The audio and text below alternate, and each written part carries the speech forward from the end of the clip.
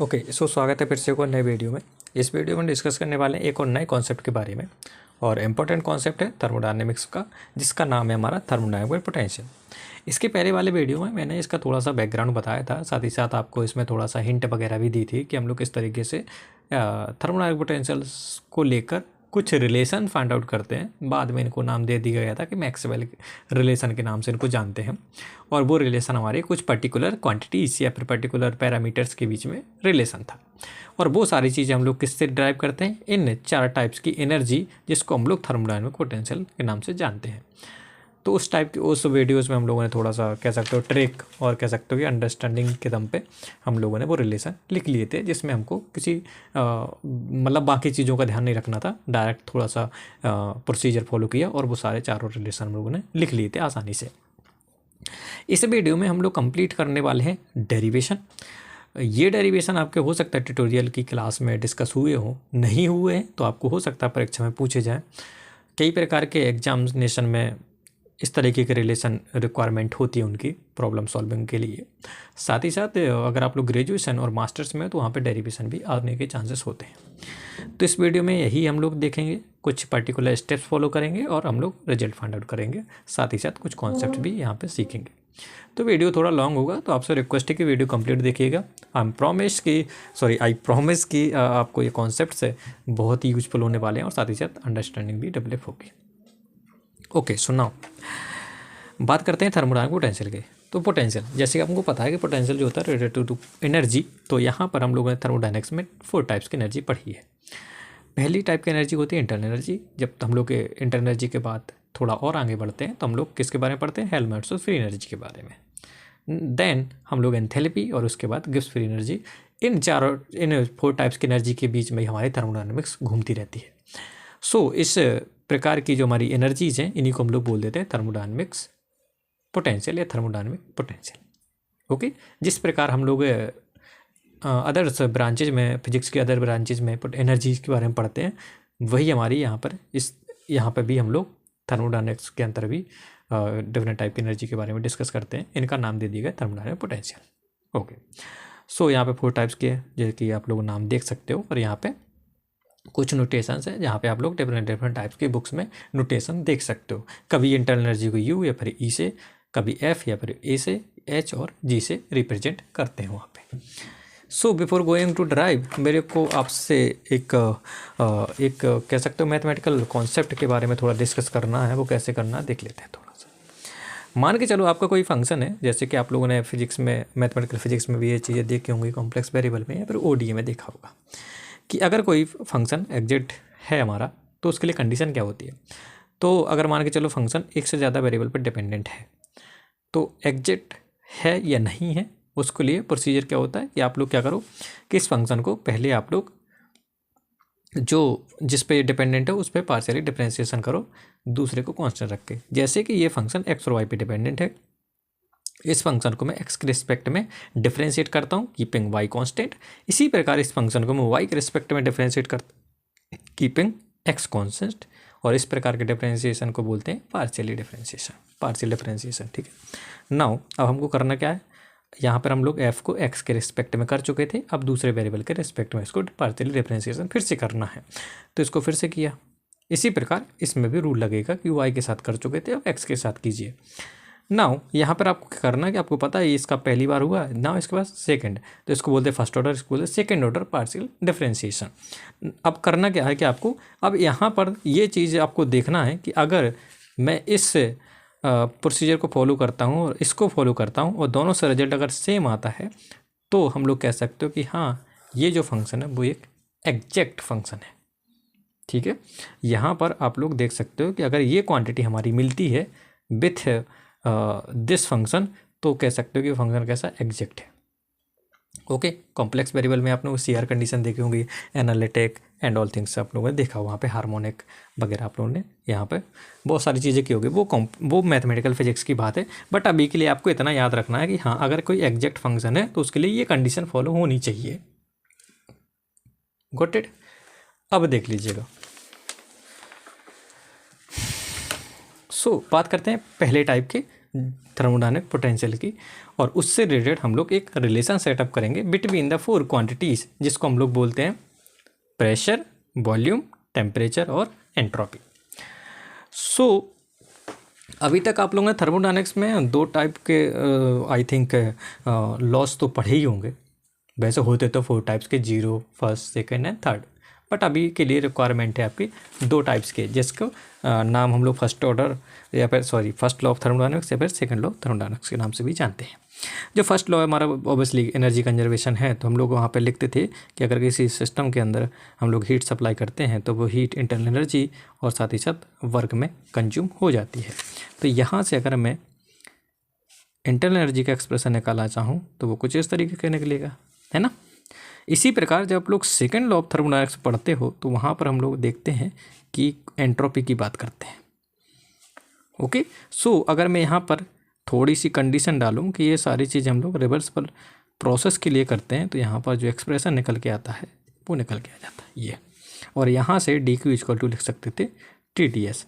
बस आपको ये 2 इक्वेशन आपको दिमाग में रखना है और यही फॉलो करना है इस वाले पर्टिकुलर डेरिवेशन में। इतनी बात समझ में आ गई। नाउ यहाँ पर आपको सारे नोटेशंस मालूम होने चाहिए, you, Q, W and S और टी। ओके, सो यहाँ से अगर आपको ये सारे रिलेशन मालूम है तो हम लोग क्या कर सकते हैं। Okay, sorry for that, now proceed करते हैं। ठीक है, सो अगर ये आपको सारे नोटेशंस मालूम है, उनका नाम पता, सारी चीज़ें पता हैं, तो हम लोग क्या कर सकते हैं, आगे प्रोसीड कर सकते हैं। सो मैं करता क्या हूँ, मेरे को पता है फर्स्ट लॉ ऑफ थर्मोडायनेमिक्स में D U equal to D Q minus D W, और सेकेंड लॉ ऑफ थर्मोडायनेमिक्स में लिख सकता हूँ डी क्यू को टी डी एस, और इस एक्सप्रेशन में इसको रखता हूँ तो आपका जो रिजल्ट आएगा वो आपका आ जाएगा D U equal to T D S minus P D V. इसको बोलते हैं combined first and second law of thermodynamics का जो रिलेशन है वो हम लोग कुछ इस तरीके से लिख सकते हैं। अगर दोनों लॉस को हमको लिखना है तो हम लोग कुछ एक एक्सप्रेशन से लिख सकते हैं डायरेक्ट। ध्यान रखिएगा ये जो एक्सप्रेशन है वो है रिवर्सिबल प्रोसेस के लिए, है ना। ओके, सो नाउ अब यहाँ पर करना क्या है कि आपको जो डेरिवेशन आप लोग कर रहे हो ना वो करना है। जैसे मैं अभी first law second law thermodynamics का यूज करके एक्सप्रेशन मैंने लिखा, और यहाँ पे आप लोगों ने देखा होगा कि वर्क को हम लोगों ने पीडीवी से रिप्लेस किया। अब पीडीवी के साथ साथ और भी टाइप से वर्क्स हो सकते हैं, जो कि 2 टाइप्स के हमारे वर्क्स होते हैं। मैं उस वर्क को कुछ इस तरीके से लिखता हूँ, कैसे कि एक आपका शेप एंड साइज को चेंज करेगा, दूसरा दूसरे तरीके के चेंजिंग लाएगा एक्सेप्ट शेप और साइज। तो यहाँ पे दूसरे टाइप के वर्क्स हैं, यहाँ पे आपका शेप और साइज। नाउ यहाँ पे हम लोग कह सकते हैं कि यहाँ पे एक कंडीशन इम्पोज करते हैं कि हमारे जो सिस्टम के अंदर है वो पार्टिकल जो है नंबर ऑफ पार्टिकल्स वो हमारे कांस्टेंट है। तो यहाँ पर जो आपका म्यू डी एन वाला वर्क होता है वो हमारा 0 होता है। सो कह सकते हो कि हम लोग कैसे सिस्टम की बात कर रहे हैं, सिर्फ और सिर्फ हाइड्रोस्टैटिक सिस्टम की बात कर रहे हैं, जिसमें हमारा वॉल्यूम कम और ज़्यादा हो सकता है। मैकेनिकल वर्क की बात कर रहे हैं। यहाँ तक बात क्लियर हो जाती है। सो नाउ डी डब्ल्यू की जगह पी डी भी लिख देते हैं। अगर यहाँ तक क्लियर हो गया चीज़ें तो बहुत आसानी से आगे सिर्फ 2 स्टेप बचते हैं और ये हमारा एक्सप्रेशन आ जाता है। नाउ अगर मैं आपसे कहूँ कि आपका जो यहाँ पे जो इंटरनल एनर्जी का एक्सप्रेशन निकला है, मतलब कह सकते हो चेंज इन इंटरनल एनर्जी का, वो आपका किस किस क्वांटिटी पे डिपेंडेंट है वो भी देख लेते हैं। अब आपको मालूम है कि आपका जो D U equal to T D S minus P D B, यहाँ से समझ में आता है कि जो आपका यू है वो किस किस का फंक्शन हो सकता है, एस और बी का। Got it. सो अगर मैं यहाँ से टेम्परेचर निकालना चाहूँ इस एक्सप्रेशन से तो कैसे निकालूंगा, कुछ नहीं, क्या करना है सिर्फ और सिर्फ अगर मैं इस एक्सप्रेशन से टेम्परेचर का एक्सप्रेशन लिखना चाहूँ तो कैसे लिख सकता हूँ, del U by del S at constant V, क्योंकि मेरे को ये वाला टर्म 0 करना है। तो डी वी वाला टर्म कब 0 होगा, जब बी कॉन्स्टेंट होगा। तो मैं क्या करता हूँ, under this condition B constant रख के del U by del S करूँगा तो वो टेम्परेचर निकल आ गए। ये टेम्परेचर की डेफिनेशन हो गई। इतनी बात क्लियर हो गई। अब इसी एक्सप्रेशन से अगर मैं निकालना चाहूँ प्रेशर, तो प्रेशर कैसे निकाल सकता हूँ, एंट्रोपी को कांस्टेंट रखूँ, है ना। तो आप लोग यहाँ से कर सकते हो कि माइनस पी इक्वल टू हो जाएगा del U by del B S constant.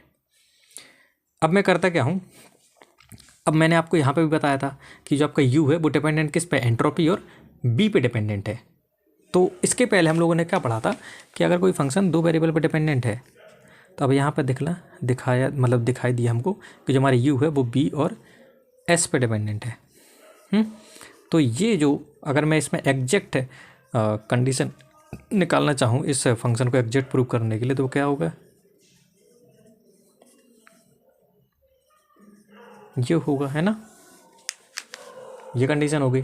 तो मैं यही यहाँ पे फाइंड आउट करता हूँ कैसे, ये चीज़ मेरे को मालूम है, ये चीज़ भी मालूम है, और यहाँ से प्रूफ हो गया था कि यू जो है वो फंक्शन किसका, एस का और बी का। तो अगर इस एक्सप्रेशन में देखूँ, अगर एग्जैक्ट प्रूफ करना है तो उसके लिए क्या करना पड़ेगा, मेरे को मालूम है कि यू एस के साथ पार्शियली डिफरेंशिएशन हो चुका है, अब एक बार और करना है ना, क्योंकि कंडीशन फॉलो करानी है। तो बी के साथ भी मैंने इसको डिफरेंशिएशन कर दिया। तो जब इसको मैं पार्शियली डिफरेंशिएशन करूँ विद रिस्पेक्ट टू बी, तो इस साइड भी होगा डिफरेंशिएशन और इस तरफ भी होगा। तो जब इसको करूँगा तो मैं ऐसे लिख सकता हूँ और इसको इस तरीके से लिख सकता हूँ।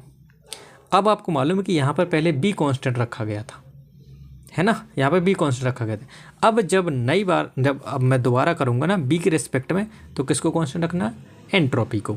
तो इस तरीके से आपका ये वाला इक्वेशन आ जाएगा। सिमिलरली प्रेशर के लिए भी करते हैं। अब ये u जो था वो फंक्शन ऑफ s और b का है, तो s को कांस्टेंट रख के b के रिस्पेक्ट में आपने डिफरेंशिएशन कर लिया। अब आपको मालूम है कि इसको एग्जैक्ट प्रूव करना है, तो उसके लिए आपको क्या करना पड़ेगा, सेकेंड टाइम आपको फिर से पार्शियली डिफरेंशिएशन करना पड़ेगा with respect to other quantity.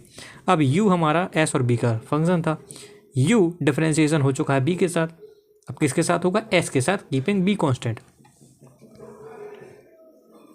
ठीक है, तो आपका ये और ये आपका इस तरीके से आपके दो इक्वेशन मिल जाएंगे।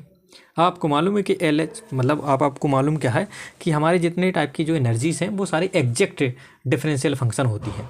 तो अगर वो डिफरेंशियल फंक्शंस होती हैं तो हम लोग कह सकते हो कि ये quantity equal to this quantity. तो अगर LHS हमारे साइड के बराबर हैं तो RHS भी बराबर होने चाहिए। और अगर यहाँ तक आपको समझ में आ जाती चीज़ें, तो यही जो रिलेशन निकल के आता है हमारा, वो हमारा क्या निकल के आता है, फर्स्ट मैक्सवेल रिलेशन। ठीक है, तो आप लोग इस चीज़ को ऐसे भी लिख सकते हो या फिर माइनस साइन को लेफ्ट साइड भी रख सकते हो, depends on you. Got it. So इस तरीके से हम लोग फर्स्ट मैक्सवेल रिलेशन को आसानी से ड्राइव कर लेते हैं। आई थिंक यहाँ तक चीज़ें क्लियर होनी चाहिए। मैं फिर से रिकैप कर देता हूँ विद इन 2 मिनट। करना क्या है, first law and second law का कंबाइन फॉर्म में आपको लिख लेना है, और ये सारी चीज़ें हो रही हैं, ध्यान रखिएगा, रिवर्सिबल प्रोसेस के लिए, साथ ही साथ मैकेनिकल वर्क जिसमें हम लोग हाइड्रोस्टैटिक सिस्टम की बात कर रहे हैं, जिसमें सिर्फ और सिर्फ शेप और साइज का चेंज आ रहा है, नंबर ऑफ पार्टिकल्स को कांस्टेंट रख के। There is no exchange of the molecules, तो इसलिए म्यू डी एन वाला वर्क हमारा क्या हो जाएगा, 0 हो जाएगा। तो हमारा फाइनली जो ड्यू का एक्सप्रेशन आ जाएगा वो आ जाएगा TdS माइनस PdB। और यहाँ से समझ में आ रहा है, इस रिलेशन से समझ में आ रहा है, या फिर कह सकते हो इस इक्वेशन से समझ में आ रहा है कि जो u है वो s और b का फंक्शन होगा। और आपको मालूम है जब फंक्शन एक से ज़्यादा वेरिएबल पर डिपेंडेंट होता है तो उसको अगर एग्जैक्ट प्रूव करना है तो उसके लिए आपको कुछ टर्मोलॉजी या फिर कह सकते हो कुछ रिलेशन आपको सेटिस्फाई कराने होते हैं। तो करना क्या है, कुछ नहीं, यहाँ से मालूम है कि u s और b पे डिपेंडेंट है, तो यहाँ से अगर मैं टेम्परेचर और प्रेशर निकालना चाहूँ तो वैसे निकाल सकता हूँ, है ना। अब आपको करना क्या है कि एक बार ये अब आपको पता है कि फर्स्ट ऑर्डर वाला डिफरेंशिएशन रिलेशन आपको मिल चुका है। अब एग्जैक्ट प्रूव करने के लिए आपको सेकंड ऑर्डर वाला करना पड़ेगा। तो सेकंड ऑर्डर करने के लिए क्या करना पड़ेगा, फर्स्ट के साथ हो गया, सेकंड के साथ करना पड़ेगा। Similarly for here. अब हमको मालूम है कि जितने टाइप के आप लोगों ने पोटेंशियल डिफाइन किए हैं वो सारे एग्जैक्ट होते हैं। तो LHS साइड वाले अगर बराबर हैं तो RHS वाले भी बराबर होंगे, और यही RHS के जो इक्वल निकलते हैं टर्म्स, वही हमारा एक रिलेशन सेटअप करता है जिसको हम लोग बोलते हैं फर्स्ट मैक्सवेल रिलेशन। ठीक है, तो ये हमारा पहला टाइप का मैक्सवेल रिलेशन ड्राइव हो जाता है। वीडियो जो लॉन्ग ना हो इसलिए मैं सेकंड पार्ट में इसको सेकंड मैक्सवेल रिलेशन को सेटअप करने के ट्राई करूँगा, और वहाँ पे कुछ कॉन्सेप्ट्स भी डिस्कस करूँगा। तो अगर ये वीडियो आप लोग कंप्लीट देखिए तो सेकंड भी देखिएगा, वहाँ पर हम लोग सेकंड मैक्सवेल रिलेशन को बहुत अच्छे से समझेंगे, सारे कॉन्सेप्ट क्लियर होंगे, रट्टा मारने की नीड है नहीं। तो मिलते हैं दूसरे वीडियो में। ओके, सो इसके पहले वाले वीडियो में हम लोगों ने फर्स्ट टाइप या फिर कह सकते हो first type of thermodynamic potential के बारे में बात किया था, और वो हमारा था इंटरनल एनर्जी, राइट। और उसमें हम लोगों ने देखा था कि इंटरनल एनर्जी हमारा एक्सप्रेशन मालूम है तो हम लोग उसकी मदद से एक रिलेशन फाइंड आउट कर सकते हैं बिटवीन और among the quantities, pressure, entropy, temperature and volume. तो वहाँ पर हम लोगों ने देखा था एक रिलेशन निकल आया था, इसको हम लोगों ने नाम दिया था फर्स्ट मैक्सवेल रिलेशन। अब सेकेंड टाइप का जो थर्मोडायनामिक पोटेंशियल या फिर सेकेंड टाइप की जो एनर्जी है, जिसको हम लोग हेल्महोल्ट्ज़ फ्री एनर्जी भी बोलते हैं, इसकी मदद से हम लोग एक और रिलेशन फाइंड आउट करेंगे जिसका नाम होगा सेकेंड मैक्सवेल रिलेशन। तो पहले समझ लेते हैं हेल्महोल्ट्ज़ फ्री एनर्जी। जनरली जो हेल्महोल्ट्ज़ फ्री एनर्जी हमारा जो डिफाइन होता है वो हमारा होता है कि जो आपके पास इंटरनल एनर्जी थी, ओके, उसमें से आप लोगों ने इस वाली एनर्जी को माइनस कर दिया, या फिर कह सकते हो मैथमेटिकली उसको ऐसे लिख सकते हैं A = U - TS। यहाँ पर मैंने कुछ डिफाइन किया है कि जो आपका इंटरनल एनर्जी है वो हमारी Helmholtz free energy plus T × S। अब ये इस टाइप की जो एनर्जी है वो हमारे पास अवेलेबल नहीं होती है, तो उसको हम लोग क्या करते हैं, अनयूजुअल फॉर्म में रख देते हैं, और ये एक टाइप की यूजुअल फॉर्म ऑफ एनर्जी है। तो इंटरनल एनर्जी हमारा क्या है कि इन दो टाइप्स की एनर्जी का कॉम्बिनेशन है, जिसमें ये जो है वो यूजफुल होती है सिस्टम के लिए और ये अननेसेसरी या फिर अनअवेलेबल होती है। तो इंटरनल एनर्जी अगर हमारे इन दोनों का कॉम्बिनेशन है तो यहाँ से मैं इस एनर्जी को क्या लिख सकता हूँ, U - TS, और फिर इस यूजफुल एनर्जी को ही हम लोग यहाँ पर बोल देते हैं हेल्महोल्ट्ज़ फ्री एनर्जी। ओके, सो मैथमेटिकली हम लोग कुछ इस तरीके से इसको लिखते हैं U - TS। और अगर मैं यहाँ से पार्शियली इसको डिफ्रेंशिएट करूँ या फिर इसका अगर मैं चेंज निकालना चाहूँ, नॉट पार्शियली, इसको अगर मैं चेंज निकालना चाहूँ तो चेंज कैसे निकाल सकता हूँ, डिफ्रेंशिएट कर दे सकते हैं। तो यहाँ से आ जाएगा DA = DU माइनस, अब यहाँ पर दो टाइप्स के वेरिएबल है, तो यहाँ पर पहले होगा TDS प्लस STT। तो यहाँ से मैंने क्या किया, इस साइन को माइनस साइन को अंदर ले गया, तो यहाँ पर ये एक्सप्रेशन आ जाएगा इस तरीके से। अब वी नो दैट जब हम लोग सेकेंड ऑर्डर या फिर सेकेंड लॉ ऑफ थर्मोडायनामिक्स की बात करते हैं फॉर रिवर्सिबल प्रोसेस के लिए, तो वहाँ पर करते क्या है, DQ = TDS आता है ना। और फर्स्ट लॉ ऑफ थर्मोडायनामिक्स में भी हम लोगों ने देखा था, तो ये आपका फर्स्ट लॉ ऑफ थर्मोडायनामिक्स में है ना, DQ की जगह TDS रख देते हैं। तो यहाँ से समझ में आ जाता है कि मैं DU की जगह क्या लिख सकता हूँ, TDS - PdV। तो यहाँ से देखो DU है ना यहाँ पे, तो यहाँ पर रिप्लेस करना है TDS - PdV। तो यहाँ से जो चेंज आ जाएगा DA = वो आ जाएगा TDS - PdV - TDS - SDT, यहाँ से कैंसिल हो जाता है। तो अब यहाँ पर आपको पता हो जाना चाहिए जो चेंज आया हेल्महोल्ट्ज़ फ्री एनर्जी का, वो मैथमेटिकली हम लोग कुछ इस तरीके से लिखते हैं। अब आप लोग खुद देखिएगा और ख़ुद थोड़ा सा अपने आप बताइएगा कि अगर ये मैथमेटिकल एक्सप्रेशन आपको दिख रहा है तो आप लोग बता सकते हो कि जो A है वो कौन कौन से वेरिएबल पर डिपेंडेंट है। तो यहाँ से आपको देखने को मिल रहा होगा कि जो A या फिर कह सकते हो हेल्महोल्ट्ज़ फ्री एनर्जी है वो डिपेंडेंट है वॉल्यूम और टेम्परेचर पर। तो जब भी इन दो वेरिएबल के बारे में बात करेंगे तो वो कहीं ना कहीं रिलेटेड होगा किसके बारे में, Helmholtz free energy. So now अब हमको करना क्या है, हमको पता है कि जितनी भी एनर्जी हम लोगों ने डिफाइन की हैं चार टाइप्स की, वो सारी एग्जैक्ट हैं। तो करना क्या है सबसे पहले कि A जो है वो B और T का फंक्शन है, और इस एक्सप्रेशन से मैं निकाल सकता हूँ P और S। तो P = कितना हो जाएगा, -DA/dV कांस्टेंट T टेम्परेचर, क्योंकि यहाँ पे ये वाला टर्म 0 रखना है तो कांस्टेंट T टेम्परेचर। तो यहाँ से प्रेशर निकाल सकता हूँ with the help of Helmholtz free energy. अगर मेरे को यहाँ से एंट्रोपी निकालना है तो मैं इस रिलेशन को फॉलो करूँगा, है ना, ये वाला टर्म 0 रखना, तो B को कांस्टेंट रखूँगा और इसको पार्शियली डिफरेंशिएट करूँगा विद रिस्पेक्ट टू टाइम, तो आपका जो एंट्रोपी का एक्सप्रेशन आराम से निकल आएगा। Got it. नाउ अब करता क्या हूँ मैं कि इसको मैं, अब मेरे को पता है कि A जो है वो B और T का फंक्शन था, फर्स्ट ऑर्डर मेरे को निकाल लिया मैंने। अब मेरे को एग्जैक्ट डिफरेंशियल फंक्शन प्रूव करना है तो उसके लिए सेकंड ऑर्डर में पहुंचना पड़ेगा।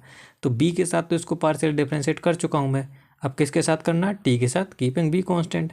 तो मैं इस रिलेशन को प्रोसीड करता हूं, T के रिस्पेक्ट में जब डिफरेंशिएट करता हूं तो आप देख सकते हो कि LHS में आ जाएगा del_P/del_T एट कॉन्स्टेंट वॉल्यूम, और यहाँ पे आ जाएगा del² A/dt × dB। Same for entropy के लिए, इसमें क्या करना पड़ेगा, यहाँ पे देख सकते हो आप A जो है वो T और B का फंक्शन है, फर्स्ट ऑर्डर में ये T से डिफरेंशिएट हो गया था। अब क्या करना पड़ेगा, सेकंड के लिए आपको B के साथ इसको रिप्लेस, मतलब B के रिस्पेक्ट में इसको पार्शियली डिफरेंशिएट करना पड़ेगा। तो आप देख सकते हो कि दोनों साइड अगर मैं डिफरेंशिएशन करूँगा with respect to B keeping constant T, तो आपके जो रिजल्ट आएगा वो आपको कुछ इस तरीके से आ जाएगा। यहाँ तक आपको समझ में आ जाती है। अब हमको पता है कि जो आपकी एनर्जीज हैं वो सारी कैसी हैं, एग्जैक्ट है। तो आपको पता है कि अगर RHS बराबर है तो LHS भी बराबर होना चाहिए। तो यहाँ से P और S के बीच में एक रिलेशन सेटअप हो जाता है कुछ इस तरीके से, del P by del T is equal to del S by del P, minus minus sign cancel हो जाएगा, तो आपके पास ये रिलेशन आ जाएगा। तो इसको बोलते हैं सेकेंड मैक्सवेल रिलेशन। ठीक है, बहुत आसानी से आ गया। अगर थोड़ा सा कॉन्सेप्ट अगर क्लियर है, हेल्महोल्ट्ज़ फ्री एनर्जी को हम लोग कैसे लिखते हैं मैथमेटिकली, अगर ये चीज़, अगर ये वाला स्टेप अगर आपको याद आ गया ना, तो आप सारी चीज़ आसानी से कर ले जाओगे। तो मेरे हिसाब से आपको ये वाला एक्सप्रेशन याद रखने की ज़रूरत है, या फिर आप लोग ये याद रख सकते हो कि जो इंटरनल एनर्जी होती है सिस्टम की, वो आपके दो टाइप की एनर्जी का कॉम्बिनेशन होता है।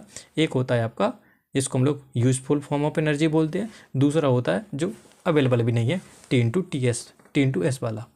तो यहाँ से एक एक्सप्रेशन आ जाएगा U - TS, और यहाँ से आपको फिर चेंज निकालना है। चेंज निकालने के बाद फर्स्ट और सेकंड लॉ ऑफ थर्मोडायनेमिक्स का यूज करके आपको ड्राइव कर लेना है मैक्सवेल रिलेशन।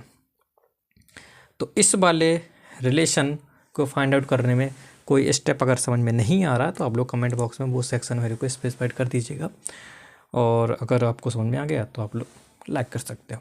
सेकेंड वीडियो में third law of thermodynamics, third Maxwell relation की बात कर लेंगे।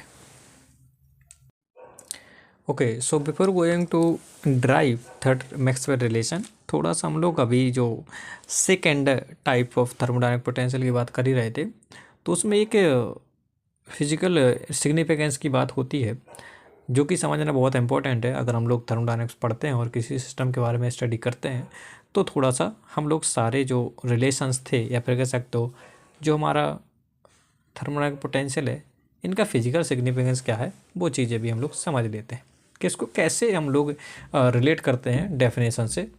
क्योंकि without definition, without knowing about that particular quantity, हम लोग मतलब फिर यूज ही क्या है, मतलब क्यों पढ़ रहे हैं, ये भी तो पता होना चाहिए ना।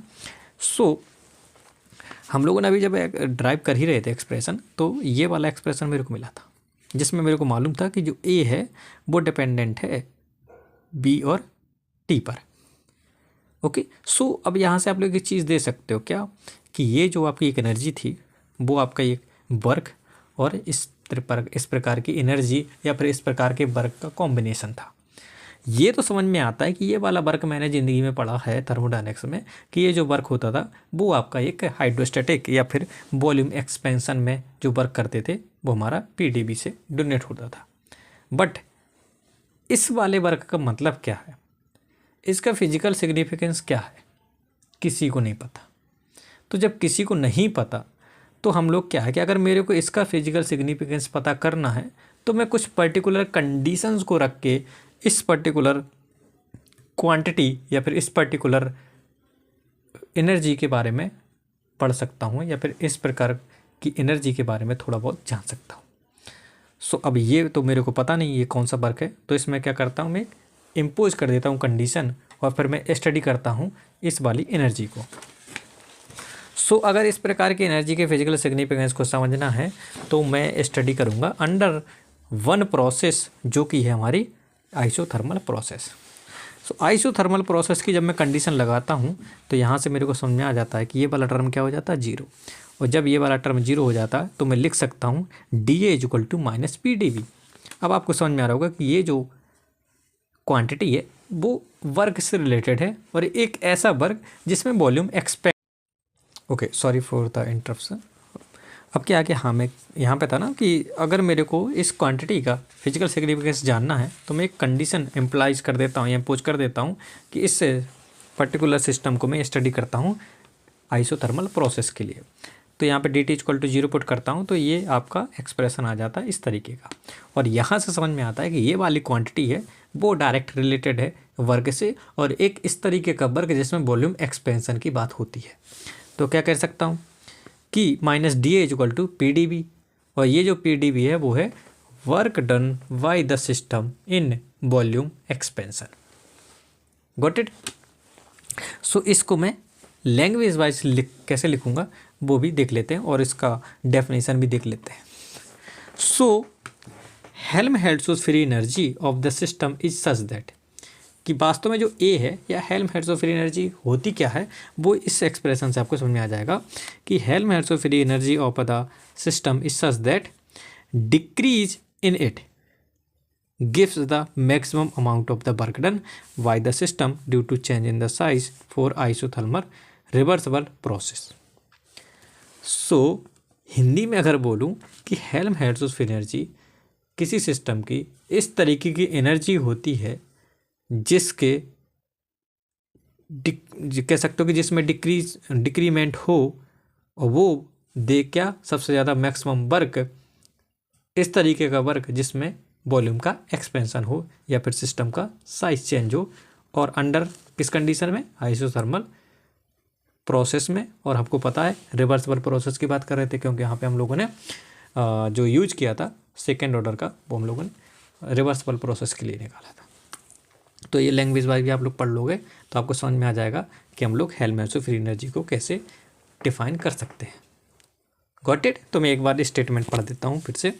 Helmholtz free energy of the system is such that decrease in it gives maximum amount of work done by the system to change its volume या फिर to change its size for isothermal process और isothermal reversible process. Statement clear है? अब आपको समझ में आ गया होगा कि हम लोग हेल्महोल्ट्ज़ फ्री एनर्जी को किस तरीके से डिफाइन कर सकते हैं। सो बात कर लेते हैं आप लोग, जो हमारा मेन टॉपिक था, टॉपिक क्या था, तीसरा मैक्सवेल रिलेशन को ड्राइव करना, और उसके लिए हमको पहले हेल्प लेनी पड़ेगी थर्ड थर्मोडायनामिक पोटेंशियल की। तो जो हमारे तीसरे प्रकार की एनर्जी है वो हमारी एंथैल्पी है। एंथैल्पी को हम लोग मैथमेटिकली इस तरीके से लिखते हैं, उसको लिखा था हम लोगों ने A equal to U minus T S, इसको लिखते हैं H equal to U plus P D B. इसका फिजिकल सिग्निफिकेंस पढ़ लेंगे बाद में, पहले अभी के लिए इतना फॉलो कर लेते हैं कि मैथमेटिकली डेफिनेशन हमारी ये होती है U plus P into B. अब इसका चेंज निकालो, चेंज कैसे निकालोगे, D H equal to D U plus P D B plus B D P. अब यहाँ पर फिर से अप्लाई कर देना first and second law thermodynamics का, और डी यू की जगह क्या रिप्लेस कर सकते हो आप, T D S minus T W, और टी डब्ल्यू की जगह क्या लिख सकते हो, डी डब्ल्यू की जगह पी डी बी। तो यहाँ पर रख दो T D S minus P D B plus P D B, यहाँ से ये कैंसिल, और जब कैंसिल होता तो हमारे पास जो चेंज निकल के आया एंथैल्पी का, वो निकल के आया D H equal to T D S plus V D P. और आप लोग मेरे को फिर से बता सकते हो कि जो एच है वो किसका फंक्शन है, एंट्रोपी और प्रेशर का फंक्शन है। यहाँ तक पहुँच गए, फिर से आपको सेम प्रोसीजर है। तो यहाँ से टेम्परेचर की डेफिनेशन क्या होगी, T equal to del H upon del S, है ना। इसको इस साइड ले जाओगे अंडर कंडीशन पी कांस्टेंट, तो ये वाला टर्म जीरो हो जाएगा, तो आपके पास टेम्परेचर इस तरीके से फाइंड आउट कर लोगे। सेकंड में आपको क्या करना है, वॉल्यूम। वॉल्यूम में अगर आपको वॉल्यूम फाइंड आउट करना है तो आप क्या करोगे कि change in enthalpy with respect to pressure keeping S constant. तो यहाँ से बी इक्वल टू आ जाएगा del H upon del P under S constant. तो आप लोग यहाँ से देख सकते हो कि टी और बी भी हम लोग with the help of enthalpy निकाल सकते हैं। कभी हो सकता है कि एच का एक्सप्रेशन गिवन हो और आपको कहे कि टेम्परेचर निकालो, वॉल्यूम निकालो, तो आपको ये चीज़ें आनी चाहिए। अब मेरे को प्रूव करने के लिए, फिर मैक्सवेल रिलेशन फाइंड आउट करने के लिए अब मेरे को क्या करना पड़ेगा, एग्जैक्ट डिफरेंशियल फंक्शन की तरफ सोचना पड़ेगा। और उसको बनाने के लिए अब मेरे को पता है एच हमारा एस और बी पी का फंक्शन था, फर्स्ट ऑर्डर निकल आया। सेकंड ऑर्डर निकालने के लिए क्या करना पड़ेगा, इस वाले को पी के साथ रेस्पेक्ट में डिफरेंशिएशन करना पड़ेगा, और इस वाले को एस के रेस्पेक्ट में, है ना। तो क्या करता हूँ, दोनों तरफ पी के रेस्पेक्ट में डिफरेंशिएशन कर देता हूँ पार्शली, कीपिंग एस कांस्टेंट। तो आपका टेम्परेचर से ये आ जाएगा। इसी प्रकार वॉल्यूम से आपका इस तरीके का आ जाएगा। जब आप लोग एस के रिस्पेक्ट में करोगे तो आ जाएगा del V by del S, और इसमें आप लोग करोगे तो ये आ जाएगा। हमको पता है जो हम लोगों ने डिफाइन की है ना सारी एनर्जीज, वो हमारी कैसी हैं, एग्जैक्ट डिफरेंशियल फंक्शन। और एग्जैक्ट डिफरेंशियल फंक्शन की डेफिनेशन क्या होती है, इस तरीके से हम लोग वो कंडीशन निकालते थे। आप लोग देख सकते हो कि आर एच एस में अगर टर्म बराबर है तो एल एच एस में बराबर होंगे। तो यही रिलेशन हमारा कहलाता है थर्ड मैक्सवेल रिलेशन। ठीक है, तो हम लोग कह सकते हैं कि एंथैल्पी के साथ हम लोग इस तरीके का रिलेशन फाइंड आउट कर सकते हैं, और वो रिलेशन हमारा इस तरीके का होता है जिसको हम लोग मैथमेटिकली इस तरीके से लिखते हैं। समझ आया इतना? अब हम लोग इसी में थोड़ा फिजिकल सिग्निफिकेंस भी देख लेते हैं कि एंथैल्पी का मतलब क्या होता है, क्या डोनेट करता है। अभी तक तो हम लोग मैथमेटिकली पढ़ रहे थे ना, अब इसमें देख लेते हैं। तो फिजिकल सिग्निफिकेंस क्या है कि ये एक्सप्रेशन मेरे को मालूम था, TdS प्लस BTP, ये वाला तो मेरे को पता है भाई, ये क्या है, हीट ट्रांसफ़र एक तरीके का, ये तो नहीं मालूम ना। तो अगर इसको स्टडी करना है तो अंडर कुछ कंडीशन डालनी पड़ेगी। तो क्या करता हूँ कि किसी सिस्टम में अगर मेरे को ये मालूम करना है तो मैं उस सिस्टम को स्टडी करूँगा अंडर आइसोबैरिक प्रोसेस, जिसमें P आपका कांस्टेंट होता है, या फिर कह सकते हो चेंज इन प्रेशर 0 होता है। तो यहाँ से आप लोग निकाल सकते हो DH equal to TDS equal to TDS, sorry है ना, DH इक्वल टू हो जाएगा TDS, और TDS क्या होता था, heat transfer at constant pressure. तो आप लोग यहाँ से लिख सकते हो वही डेफिनेशन जैसे हम लोगों ने पुराना हम लोगों ने डेफिनेशन लिखी थी कि भाई जो हमारी एंथैल्पी है वो इस प्रकार की एनर्जी होती है जिसके मतलब जिसमें जो चेंज होता है वो heat transfer at constant pressure के रूप में होता है। बस वही हमारी क्या कहलाती है, एंथैल्पी कहलाती है। अब यहाँ पे बस आपको क्या करना है, रिप्लेस करना है एंथैल्पी। तो लिख सकते हो enthalpy of the system is such that, decrease हटा दोगे आप लोग, क्या लिखोगे डायरेक्ट कि heat transfer to the system at constant volume for isobaric process. ठीक है, सो ये हमारी डेफिनेशन हो जाएगी एंथैल्पी की, कि एंथैल्पी होती क्या है वास्तव में। एंथैल्पी कुछ नहीं है, ये हीट ट्रांसफ़र किसी सिस्टम में अंडर द कांस्टेंट प्रेशर, यही हमारी डेफिनेशन है एंथैल्पी की। इसलिए इसको हम लोग टोटल हीट फंक्शन भी कहते हैं। Got it? सो इस तरीके से आपको ये मालूम होना चाहिए। और एंथैल्पी का यूज करके हम लोग डिफरेंट टाइप्स को पैरामीटर्स भी निकाल सकते हैं, लाइक CP की वैल्यू भी निकाल सकते हो, या फिर हीट कैपेसिटी डिफरेंट टाइप्स की अंडर डिफरेंट कंडीशन हम लोग निकाल सकते हैं। मतलब वो यूज है हमारा कि हम लोग कैसे इसका यूज करके और भी एक्सप्रेशन हम लोग फाइंड आउट कर सकते हैं। पहले से नोन अगर एक्सप्रेशन है उसको इन टर्म्स ऑफ एंथैल्पी कैसे हम लोग लिख सकते हैं, तो ये वही तरीके का है। बट अभी के लिए हम लोग मैक्सवेल रिलेशन को ड्राइव कर रहे थे, तो उसी पे फोकस करते हैं। तो ये फिजिकल सिग्निफिकेंस है, और यहाँ से आप लोग याद रखोगे कि जो हमारा हीट एंथैल्पी होता था वो heat transfer to the system at constant pressure होता है, और जो थर्ड मैक्सवेल रिलेशन है वो हम लोग इस तरीके से ड्राइव करते हैं। ये आपको इम्पोर्टेंट है याद रखना, ये भी ठीक है। तो ये हमारा थर्ड मैक्सवेल रिलेशन ड्राइव हो जाता है। अब हम लोग बात कर लेते हैं लास्ट वाली। ओके, सो अभी तक हम लोगों ने 3 रिलेशन फाइंड आउट कर लिए थे, 3 रिलेशन ड्राइव कर लिए थे। फोर्थ की बात करते हैं। तो फोर्थ की बात करने से पहले हमको पता होना चाहिए जो हमारे 4 टाइप के एनर्जीज और 4 टाइप का थर्मोडायनेमिक पोटेंशियल होता है वो हमारा होता था Gibbs free energy. Gibbs in free energy को हम लोग मैथमेटिकली 3 रिलेशन की तरीके से रिप्रेजेंट करते हैं, या कह सकते हैं हम लोग 3 तरीके से लिख सकते हैं इसको। तो आपको फॉलो करना है कौन सा वाला, ये वाला, ठीक है।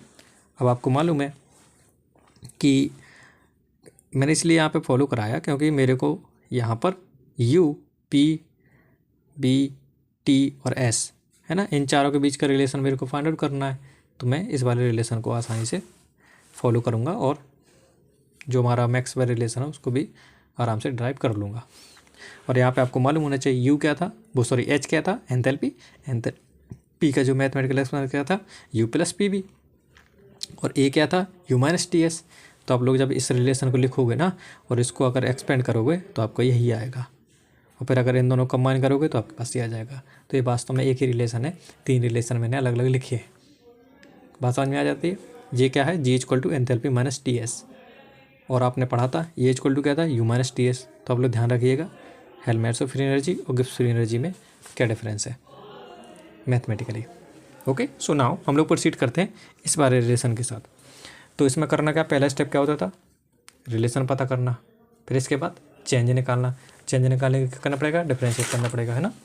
तो चेंज हम लोग निकाल सकते हैं इन G कैसे, DG equal to DU PdB PdB and ऐसे। तो हम लोग यहाँ पे सभी का चेंज निकालेंगे। तो DG इक्वल जाएगा DU plus PdB plus VdP minus TdS minus SdT। अब क्या करते थे, फर्स्ट और सेकंड लॉ को यूज कर देते, तो डी यू की जगह वही रिप्लेस करना है, तो ये डी यू की जगह रखा। अब यहाँ से कुछ टर्म कैंसिल हो जाएंगे और रिजल्ट बचेगा आपका ये। और अगर यहाँ तक पहुँच गए, रिलेशन आपको निकल आया कैसे कि आपको यहाँ से समझ में आ जाता है कि गिब्स फ्री एनर्जी किसका फंक्शन है, पी और डी का। और यहाँ से अगर मैं क्वांटिटी निकालना चाहूँ तो वो निकाल सकता हूँ बी और एस, वॉल्यूम और एंट्रोपी। तो वॉल्यूम और एंट्रोपी की एक्सप्रेशन लिख देते हो पार्शियली ऐसे, तो वी इक्वल टू आ जाएगा del G upon del P at constant temperature, और एंट्रोपी आ जाएगा minus del G upon del T at constant pressure. Okay, so now हम लोग करना क्या है, क्योंकि मेरे को पता है एनर्जी हमारी है जितनी भी हम लोगों ने डिफाइन की हैं वो सारी कैसी हैं, एग्जैक्ट डिफरेंशियल फंक्शन। उसके लिए मेरे को एक सेकेंड ऑर्डर बनाना पड़ेगा, है ना। तो इसको क्या करना, एक बार पी के साथ तो हो गया, अब टी के साथ करना है, इसमें टी के साथ हो गया, पी के साथ करना है। फॉलो करोगे तो ये आ जाएगा और ये आ जाएगा। अब आर एच एस में आपके दोनों साइड बराबर हैं, तो एल एच एस बराबर होने चाहिए, और जब एल एच एस बराबर करोगे तो यही हमारा क्या कहलाएगा, फोर्थ मैक्सवेल रिलेशन।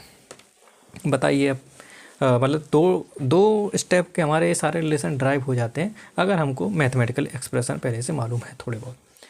ठीक है, तो ये हमारा फोर्थ मैक्सवेल रिलेशन आ जाता है। इसको कैसे याद रखना है ये मैंने आपको एक वीडियो में बताया है, तो वो आप लोग फॉलो कर सकते हो डायरेक्ट बिना ड्राइव किए हुए। और अगर आपको ये याद रहते हैं तो आपके लिए न्यूमेरिकल पोर्शन आपके लिए बहुत आसान हो जाएगा। कभी कभी हो सकता है वॉल्यूम पूछ लिया जाए इन टर्म्स ऑफ जी, है ना, एंट्रोपी पूछ लिया जाए इन टर्म्स ऑफ जी, तो आप लोग निकालना आना चाहिए ऐसे, है ना। सो आप लोग बात कर लेते हैं थोड़ा physical significance of Gibbs free energy, then इसके बाद रैप करते हैं इसको। तो फिजिकल सिग्निफिकेंस को स्टडी करने के लिए हमको ये वाला एक्सप्रेशन पता होना चाहिए। ये कुछ नहीं है, वही हम लोग जैसे जी इक्वल टू क्या होता था, H minus T S. H की जगह क्या रखोगे, यू प्लस पी वी, तो आपको ये मिल जाएगा। इसमें चेंज निकाला था तो ये आ गया था, यूज किया था तो हमारे पास ये आ गया था, D U plus P D B minus P D B and all things. अब यहाँ फर्स्ट और सेकंड लॉ लगाओगे तो टी डी एस की जगह आपको पुट करना है ये चीज़, है ना। टी डी एस की जगह क्या रखोगे, D U plus D B. अगर याद थोड़ा बहुत हो तो आप लोग कैसे लिख देते ना, T D S minus T W. तो यहाँ से टी डी एस की जगह क्या आ जाएगा, टी डब्ल्यू, क्योंकि मेरे को पता है ये टर्म जो है मेरे को पता ही नहीं है क्या देता है, तो मैं आगे प्रोसीड मतलब सॉरी मतलब पता तो है, बट मैं अगर फिजिकली सिग्निफिकेंस अगर निकालना चाहूँ तो मैं क्या करूँगा कि ऐसी क्वांटिटी के रिस्पेक्ट में निकालूंगा जो मेरे को नोन होती हैं किसी सिस्टम को लेकर। तो मैं क्या करता हूँ, टी डी एस की जगह इसको लिख देता हूँ D U plus D W. अब मैंने आपको बताया था कि आपके जो वर्क हैं आपके दो तरीके के हो सकते हैं, एक ऐसा वर्क जो सिस्टम की साइज और शेप को डिफ़र करे या फिर चेंज करे, और दूसरा इनके अलावा जितना भी वर्क होगा वो आपका दूसरे टाइप के वर्क के कैटेगरी में रखा जाता है। तो यहाँ से आप देख सकते हो कि T D S equal to क्या हो जाएगा, D U plus P D B plus D W two. समझ में आया, ये आपका फर्स्ट टाइप का जिसमें आपका साइज चेंज हो रहा था सिस्टम का, और ये आपका दूसरे टाइप का जिसमें साइज चेंज नहीं हो रहा था, लाइक नंबर ऑफ मॉलिक्यूल्स एक दूसरे से चेंज हो रहे हैं, इस तरीके के वर्क से। ओके, सो नाउ हम लोग क्या करते हैं कि इस डी जी वाला एक्सप्रेशन था उसमें टी डी एस की जगह रख देते हैं ये सारी चीज़ें, ये टी डी एस की जगह ये सारी चीज़ें थी, और यहाँ से डी यू का एक्सप्रेशन निकाला T D S minus P D B minus D W two. तो यहाँ से जब हम लोग डी यू का एक्सप्रेशन यहाँ पुट करते हो ऊपर वाले एक्सप्रेशन में, इसमें तो कुछ टर्म्स आपके कैंसिल हो जाएंगे, तो आपके पास बचेगा ये वाला टर्म, ये वाला टर्म और ये वाला टर्म। ठीक है, नाउ अगर मेरे को अभी एस टी करना है तो कैसे करना, अब मेरे को पता है ये पता ही नहीं किस तरीके का वर्क है, तो इसको अगर मेरे को हटाना है तो एक कंडीशन इम्पोज करनी पड़ेगी, कौन सी, जिसमें D T equal to zero हो, और वो कौन सी, आइसोथर्मल प्रोसेस। अब अगर मेरे को वर्क ये वाला भी वर्क नहीं पता है ना, प्रेशर चेंज हो रहा नहीं हो रहा ये थोड़ी होता, तो इसमें क्या है कि हमको अगर इसको भी हटाना है, अगर इसका फिजिकल सिग्निफिकेंस अगर मेरे को निकालना है तो इस सेकंड वाले टर्म को भी अगर हटाना है तो मैं एक और कंडीशन इम्पोज करूँगा जिसमें प्रेशर जीरो, प्रेशर कांस्टेंट हो, तो आइसोबैरिक। तो अगर मेरे को फिजिकल सिग्निफिकेंट अगर निकालना है तो उसके लिए कंडीशन मैंने इम्पोज कर दी फॉर आइसोथर्मल आइसोबैरिक प्रोसेस। तो D T equal to zero, D B equal to zero, तो यहाँ से डी जी इक्वल टू आ जाएगा माइनस डी डब्ल्यू, और minus D G equal to D W. अब डी डब्ल्यू क्या था, डी डब्ल्यू टू क्या था, ये था work done due to other than shape और वॉल्यूम चेंज। जैसे कि मैंने आपको इसके पहले बताया था कि आपके दो तरीके के वर्क हो सकते हैं सिस्टम के अंदर। एक इस तरीके का वर्क जिसमें आपका शेप और साइज चेंज हो सिस्टम का, और दूसरा हो सकता है इनके अलावा वर्क हो सकते हैं जैसे interchange of the molecules in different types हो, है ना।